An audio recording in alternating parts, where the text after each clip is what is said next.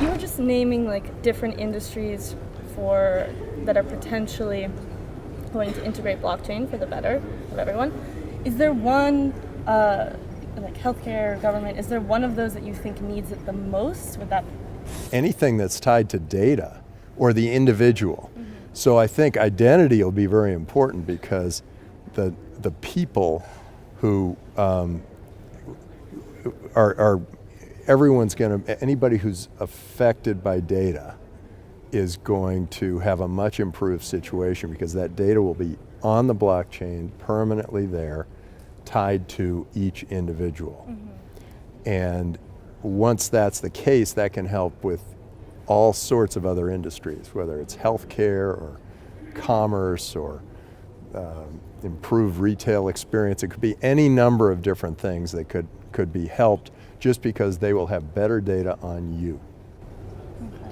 And what do you think needs to happen to push this kind of adoption to make it happen faster? Is it the competition that you were talking about? But like, what do people need to do to push it, you know? Well, that's great that you asked. I think that we who are in the industry are pushing as hard and fast as we possibly can. I'm sure every entrepreneur that was in that conference was really driven, pushing, making something really interesting happen. And it's just that there are all these uncertainties created by these governments that are run by like the grandparents of the people who are creating this new industry, and they don't get it. And it's very frustrating for the people who are creating the industry. So you have these regulators who are 70, 80 years old, and they are the ones telling these 20-something-year-olds what they should be doing, but they're the same people who have given them huge education debt, poor education, not appropriate for their work life, mm-hmm. and now they're trying to tell them not to do something that is actually creating a whole new economy. I mean, if I'm a millennial, I'm deeply in debt, I have an education that's not appropriate to the jobs that I have to go find, and I'm kind of, it's like I'm lost.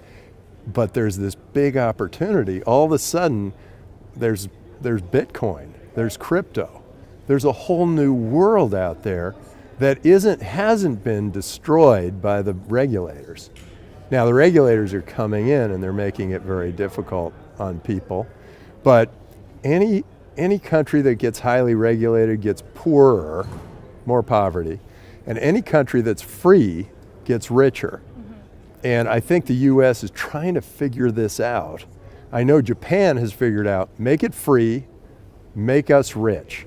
Japan thinks, I have to control and regulate. I mean, China says, I've got to control and regulate, mm-hmm. and they're going to create a bunch of poverty. So, and it usually takes 20 years, so by that time they've moved on. But they are ruining the lives of many, many people by putting in too many controls or too many restrictions or too many regulations. So when you see the FDA or the SEC or FASB, any of these big institutional regulators come in heavy-handed, right. They are destroying the potential for growth and wealth in their country. Right.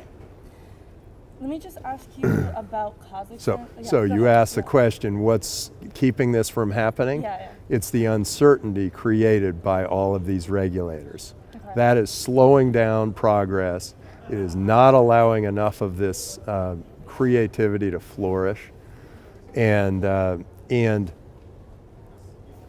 they're in competition with all the other countries and regulators of the world. And so the lighter touch, the more likely you and I are to move to those countries or to work with those countries, right. or to be a part of those countries. Right. Just to clarify, you had brought up Kazakhstan as an example. Mm-hmm. Can you explain that choice, just because given in light of the recent sort of threat to ban exchange between Right. the national I've currency asked and about crypto? that because I talked to the Prime Minister of Kazakhstan, Uh-huh. and I told him about Estonia and all of these interesting, this virtual governance thing that can Right. happen. And I said, and Kazakh means free, and this should be a free country, right? It's the Kazakhstan. It's the free country, and you want this to be free because you'll end up with a wealthier and more prosperous Right. country, and why not have a certain number of Kazakhs, but then 1 billion virtual Kazakhs, and have them all be a part of your world and compete with all those virtual countries Right. for them. And he was all for it. Okay. So I thought that was going to happen. Now, some lower down regulator has now tried to heavily regulate crypto, Right. and it's a proposal. It's not law.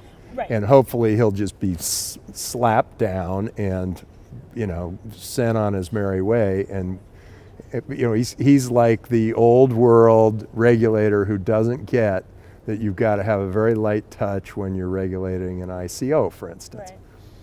Right. It shouldn't be the equivalent of an IPO. An IPO affects hundreds of thousands of people. The companies are worth tens of billions of dollars. An ICO is usually, two girls and a dog, getting something started. It's not like we have to protect everybody from themselves. It's just people just kind of Right. getting going. So I'm curious, since you've mentioned now some U.S. regulators, I'm curious what you think about the next step with regulation in the U.S., maybe specifically for ICOs. Like, what do you, yeah. Well, my advice to the SEC is go ahead, regulate them all, but make it a one-page document that anyone can fill out. Don't make it so that these two girls and a dog have to go hire $1 million worth of legal work to just get approved. Right. It makes no sense. It's just have them go ahead and register so you have the data that you need, but then let them go. And then if they start affecting too many people, they become a problem, then go ahead and come in and say, okay, now you have to go our next level of regulation, or you have something Right. else. Right. At least some easier in. But easier in. Let's let these things flourish. Who knows what creativity is going to come out of these ICOs? Right. I mean, when the internet came along, the governments were trying to shut it down. And all of a sudden, think of what's happened with the internet. All of our lives are so much fuller and more interesting and more dynamic. And I remember I'd spend hours and hours waiting for somebody to come pick me up when my car broke down. Now, if your car breaks down, you leave it on the side of the road, you go, boom, I got an Uber. It all happens so quickly. That never would have happened if the internet hadn't happened. So and if we hadn't let the internet go, let it be free. The freer, the richer. Freedom equals prosperity, regulation equals poverty. Have you seen, in your personal experience, businesses moving away from the U.S.? That's something like. Oh, tons. Yeah. Okay. Oh, and moving away from California. That's why I want 3 Californias. I want a fresh start. Everybody wants to leave California. Anybody in business wants to leave California because even though the weather's awesome and their friends are probably here, all of the incentives are to leave. And also to leave the U.S., but that's a different set of incentives. Blockchain-wise, or in general, you're saying? In general, the taxes are higher here, the services are worse, education's worse, the roads are poor, all of that. You go to Texas, they have no personal income tax, they have great roads, they have a free government, encourages innovation. Yeah. You need that. New York, where you guys are, they have the problem that California does. They are over-regulated, they're on top of each other, they don't let anybody do anything without filling out forms to do it. Yeah. It's another complicated thing about the States is that you have like this micro. But it's a governments. good thing about the states But because yeah. they have to now compete for us. Yeah. Used to be pretty much all the states were competing and felt that way, and they worked hard to provide good service to you. When was the last time a bureaucrat said to you, what can I do to make your life better? How can I improve your business environment? Never. How can I improve? They used to do that. 25 years ago, I remember I walked into a government office with my father and they said, how do I improve your business environment? How do I make your home life better? Wow. How can I improve your child's education? That was the attitude that government had, and that's why my father has such great feelings about the government. And the reason I don't is because I saw that switch. Like all of a sudden it went from what can I do for you to what are you going to do for me? When was that? Would you About say? 20 years ago. Okay. About 20 years ago, all of a sudden it was like, have you filled out form 12CB? I'm sorry. Oh, and I think you have to talk to this regulator too, because I don't think we're going to allow you to have a party there. My question is, yeah, there's a lot of like, what I agree is sort of like false separation of these two things.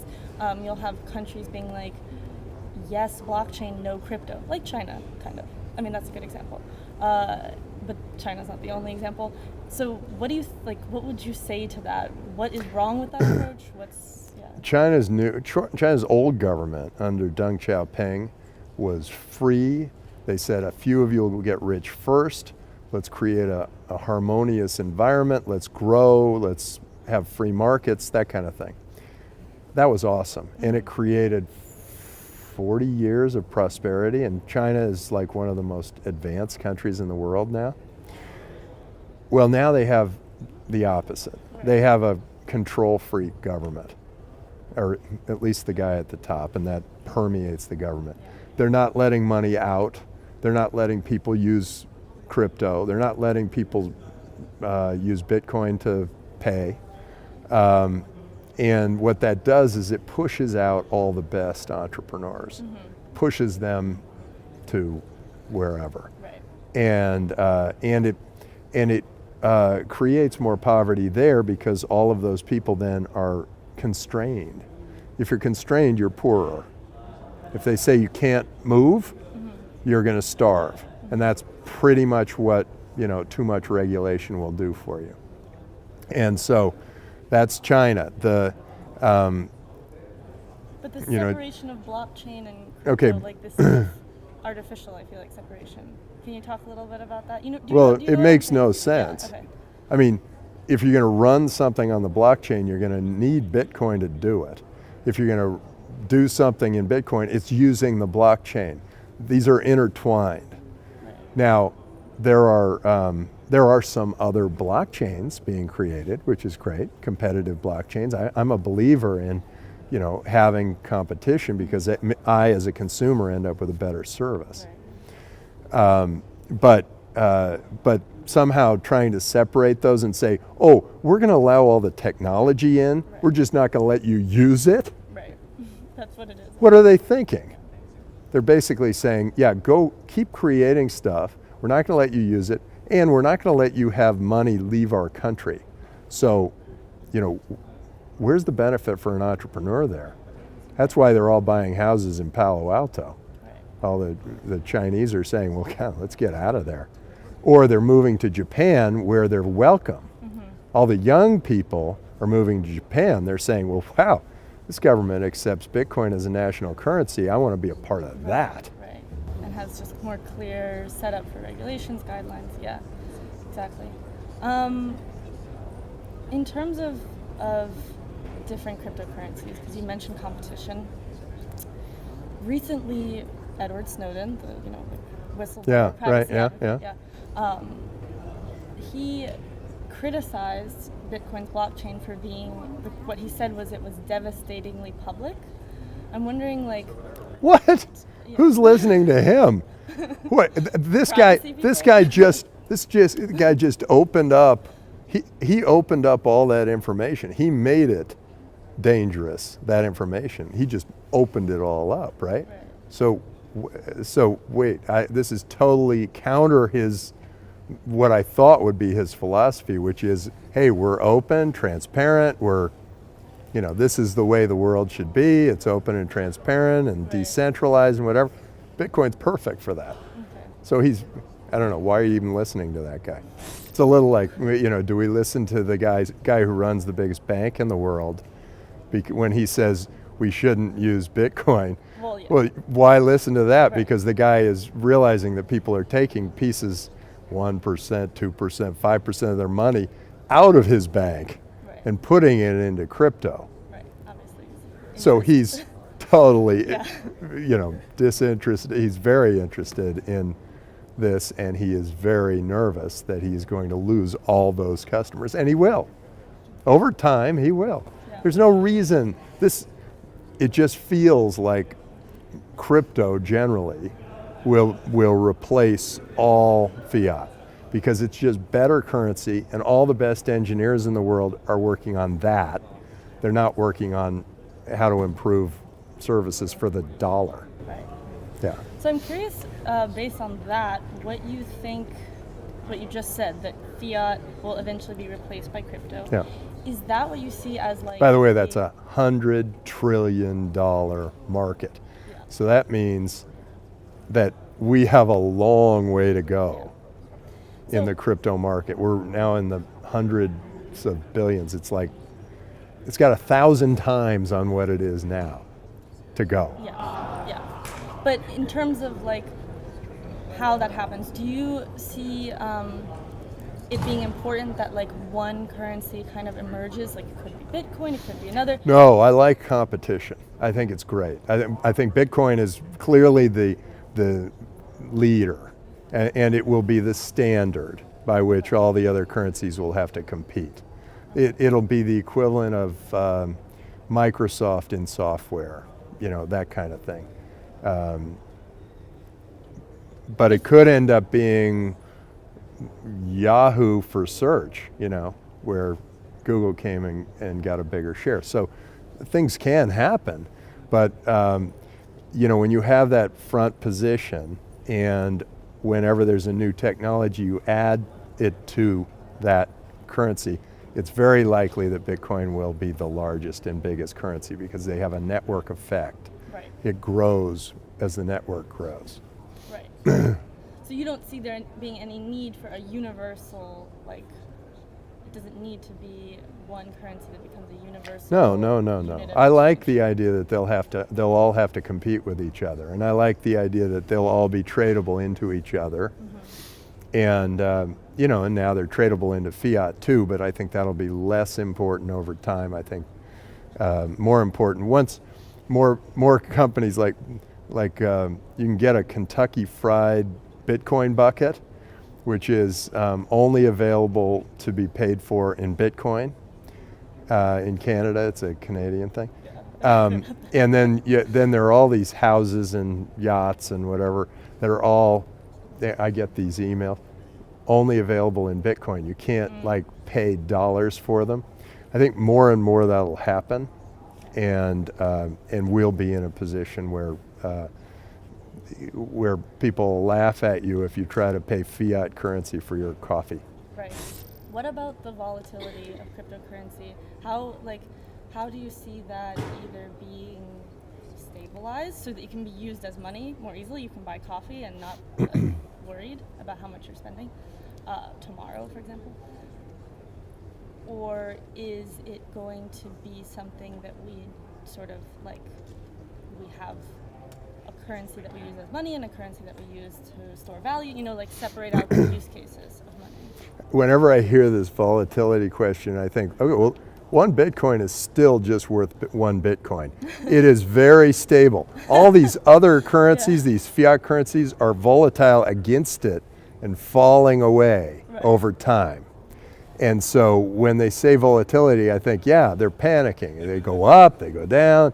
One Bitcoin is still one Bitcoin, and it will continue to be.